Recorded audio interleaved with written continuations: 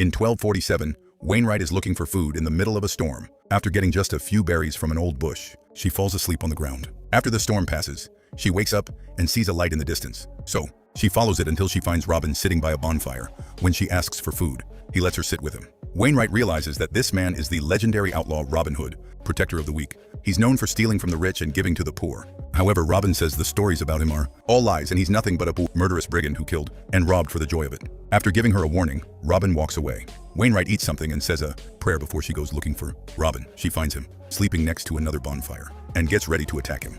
But he reveals he's awake and tackles her first. He quickly slashes her neck and watches her bleed, as he realizes she wanted revenge because he killed her relatives. Robin points out the mistake she made before stabbing her to kill her. The next morning, Robin buries Wainwright's body next to all the other people who have failed to kill him. Later, while Robin is washing up in the river, he's approached by his old friend Little John. After sharing that all the other members of their gang are dead, John asks Robin for help. He explains that 10 years ago, he killed a farmer and took his identity. Since then, he's been living on the farm with his wife and daughter. Recently, the music original farmer's relatives learned what happened, so they took his family and the farm from him. They also tried to kill John, but he managed to escape, and now he wants Robin's help to get it all back. At first, Robin says he's tired of fighting, so John says their enemies are strong, and it'd be a mighty battle. Thinking this may be the end he's seeking, Robin agrees to help. For the next several days, Robin and John travel together on foot. When they reach a bridge, John kills a man to take his food. While they eat, John mentions one of their adventures, but Robin points out that it's one of the stories and that it never actually happened. Then John tells him about his wife Margaret, who helped him become more than a monster with her kindness. She even taught him to pray and paint. John thinks that after they rescue her, they can start over beyond the mountains. But Robin doesn't plan to survive this battle. When they arrive at the farm, the men make music a plan. First, they take off their clothes and rub their skin with dirt to get rid of their body odor. Then they wait until a thick fog has covered the area to move. Robin kills a guard dog with an arrow to the eye before sneaking into a shack where he kills every person he finds. A wounded man manages to leave, but Robin follows him to stab him. Afterward, the duo goes to the main house and kills the guy at the door. When they burst in, a man uses Margaret as a shield while telling a boy to go looking for backup. Margaret asks John to take care of their daughter before the man stabs her several times. John screams in fury and grief before jumping on the man to beat him up to death. Meanwhile, Robin sees the running boy and shoots him in the head with an arrow before he can reach his relatives. The body rolls down into the river. A furious John keeps beating up Margaret's killer even though he's already dead, to the point he rips off his jaw. Then he moves to Margaret's side and has a breakdown. At that moment, he realizes that his daughter, little Margaret, is watching him, so he holds her hands and they pray together. Next, John cleans Margaret's body and prepares it for burial. At the same time, Shepherd Arthur is out with his sheep when he suddenly sees his cousin with an arrow in the head. The boy is taken to the family home where he dies. The clan's elder father says a prayer while suiting up, hungry for revenge. That night, Robin is awakened by a strange noise and he discovers that the original farmer's family has set the main house on fire. He gets his bow to quickly shoot a man down, but another guy closes the door to lock him up in the shack, which is now on fire too. Robin tries to push the door open to no avail, so he instead stabs the man's hand through the wood. Then Robin comes out coughing because of the smoke, but he still manages to pull the man's hand through the blade. When Robin tries to crawl away, the man pushes his face into the mud, so Robin grabs his split hand and pulls the halves to make him roll in pain. Then Robin tries to finish him, only for the guy to stab him with a knife a few times. Robin steals the knife to stab him in return, before killing him by inserting a torch into his mouth. At that moment, John comes out of the main house with little Margaret. After dropping the girl, he goes back inside for his wife's body, ignoring Robin's warnings.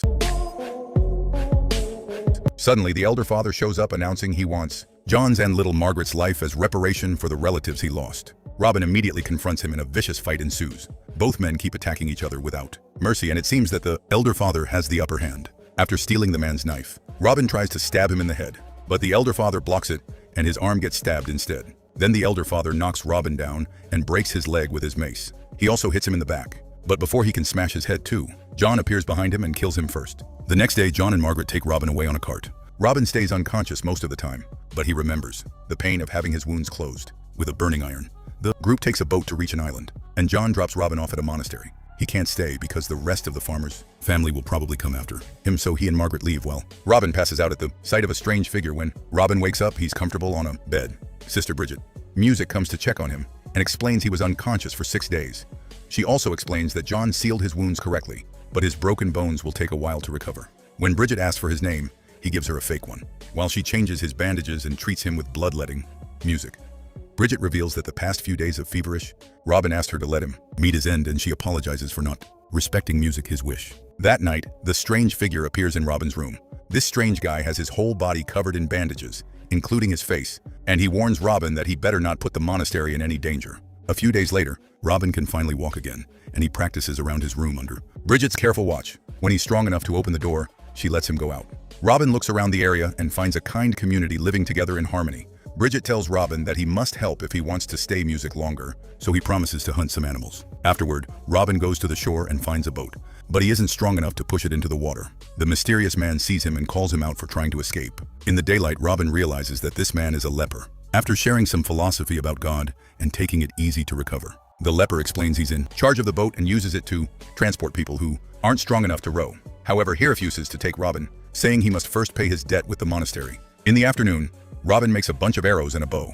Then he goes to the forest only to discover he can't use the bow because his body hasn't recovered enough yet. At that moment, a kid comes to tell him that the leper has brought someone new.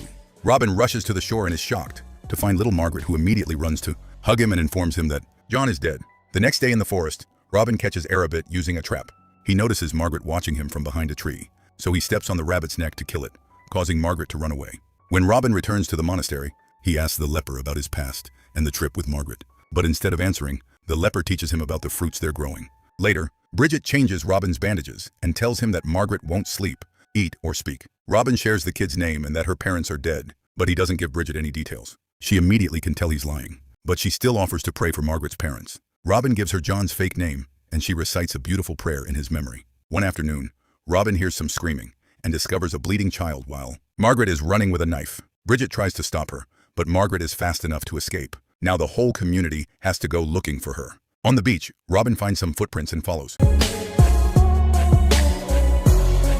them into a cave where Margaret is sleeping with a knife in her hand. When Robin wakes her up, she points the blade at him, but he easily takes it from her. He asks her who hurt her, but Margaret doesn't answer. Next, he asks if she was followed, and Margaret shakes her head. She doesn't speak until Robin makes her say his name, and she mentions the fake one getting Robin's approval. However, he becomes very angry. When Margaret asks who, little John is telling her that a cat will rip off her tongue if she ever says that name again. Robin takes Margaret back to the monastery and Bridget expresses her gratitude. She shares the story behind the monastery's foundation and admits she believes in its power. Robin thinks giving stories power is dangerous because it makes men do terrible things. Then they check on Margaret and finally convince her to eat. A few mornings later, Robin is helping the leper, who reveals he doesn't have much time left. At that moment, Robin sees smoke on the mainland, so the leper leaves to pick up another person. In the afternoon, Robin teaches Margaret how to clean a rabbit, but he gets distracted by the leper's return. The person he's brought is Arthur, who has lost an eye. While Bridget takes care of him, Robin introduces himself with a fake name. Arthur doesn't recognize him and shares that he was attacked while he was looking for his niece, which Robin finds suspicious. Later, Robin teaches Margaret how to use a bow in the forest. He asks her if she knows Arthur or if she knows the men who hurt her father, but Margaret explains that her papa made her run. She asks for her father's name, but Robin refuses to say it and distracts her by telling her how to fix the bow she made.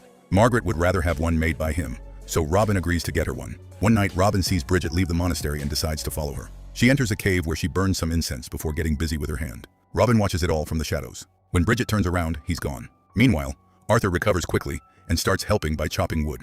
Robin gets the things ready for the new bow and Margaret hugs him in gratitude before running to play with the other kids. When Robin notices Arthur staring at Margaret, he tells him to come hunting with him. In the forest, Robin asks Arthur many questions about his family. Desperate to confirm his identity, Arthur lets him look at his wound and says that bandits did it. So Robin points out he's lucky they didn't take his whole head. Their conversation is interrupted by a kid telling them that Bridget needs them. In the monastery, Bridget leaves Robin alone with a leper, who has asked for him on his deathbed. The leper wonders if he's heard the story of Robin Hood and Guy of Gisborne, admitting that he knows Robin's real identity. Robin tells him it's just another story, and there never was a Guy of Gisborne. However, the leper reveals he's the guy and confirms it by showing he's missing the ear Robin cut off. The leper asks Robin to protect the monastery after he's gone, but also makes him promise to never tell Bridget who he really is. That afternoon, the community holds a funeral for the leper, determined not to let anyone from his past ruin this peaceful place. Robin says goodbye to Bridget before sailing to the mainland with Arthur under the excuse they have someone to pick up. On the beach, Arthur notices there's nobody around, so Robin says they shall wait. Then Robin points out that Arthur is lying about his name, so the boy admits that his real name is Godwin. Robin explains that he killed many people in the past, but the violence never stops because the relatives of his victims keep coming after him and he has to kill them as well. The cycle of revenge is nothing but a curse. Godwin has a breakdown as he admits he doesn't want to kill Margaret, but he has to do it for his clan. Robin tells him he should be with his family and appreciate his life instead of killing for them. so he wants Godwin to run away or he'll murder him first. Godwin leaves without another word. When Robin returns to the monastery, he decides to tell Bridget his real name, calling himself a monster. Devastated by this revelation, Bridget walks away without saying anything and doesn't hear Robin's apology. To avoid falling into despair, Robin stays busy by running to the woods and killing a wild boar. He spends the rest of the day cleaning it. That night, Robin tells Bridget that he'll leave if she wants him to. Bridget only makes him get in bed to continue his treatment.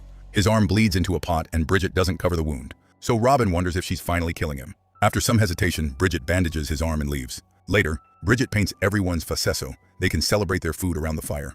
However, she ends up returning to the room and reveals that it was Robin who killed her family. Her house was set on fire, and her husband wrapped himself around her children. But they all died in the end. Drowning in guilt, Robin doesn't say anything. Then Bridget returns to the cave to have a breakdown in private. Meanwhile, Margaret tries to check on Robin, who won't speak or open the door to her. After he falls asleep, he dreams that John is in the room with him. John promises he'll rescue Robin and Margaret from the monastery before sharing stories about his wife. The dream ends when an arrow goes through John's head and Robin sees himself shooting it.